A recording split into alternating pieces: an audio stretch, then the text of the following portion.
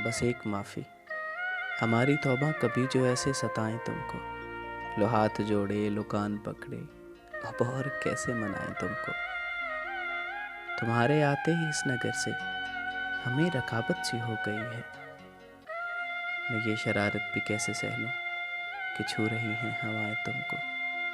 तुम आईना हो और संगबारी यहाँ के लोगों का मुश्किला है। हर एक पत्थर से ढाल बनकर भला कहाँ तक बचाएं तुमको। जो सच कहें तो तुम्हें तो गुस्से ने और दिलकश बना दिया है। हमारे मन को तो सूझता है अब और गुस्सा दिलाएं तुमको। तो क्या तुम अब तक हमारी नज़रों के सब तकाज़ों से बेखबर हो। हमें मोहब्बत है तुमसे पागल, अब और कैसे बताएं तुमको।